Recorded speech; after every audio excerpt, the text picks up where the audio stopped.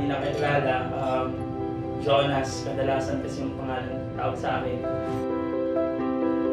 Ako po talaga, naniniwala kasi ako ang success, pinipili siya eh. Hindi dahil may gift ka or talented ka, kaya mo magawa yung goal mo, basta planuhin mo. Doon ko po masasabi na blessing po lahat.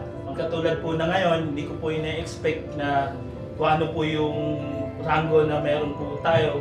Basta ginawa mo yung part mo, pinano mo lahat, darating yung time, mangyayari yung mangyayari. Hindi kasi obra sa paningin ko po lagi yung idea na, sige, bahala na. Hindi pwede, kasi fighter eh. Hindi dahil gigil lang ako, hindi dahil gusto ko lang, kundi paplanuhin ko. Siguro one thing na gusto ko lang is you have to learn to adjust. It doesn't mean na naging ganito ka na before, hindi ka mag-improve. Alam ko po marami pang pwedeng puntahan. Marami pa po magagaling talaga sa room na to. I'm looking forward na storya nyo na rin po yung marinig ko naman para sa lecture nito. And thank you po. Thank you kay Lord. Thank you po sa lahat ng buo ng Edward.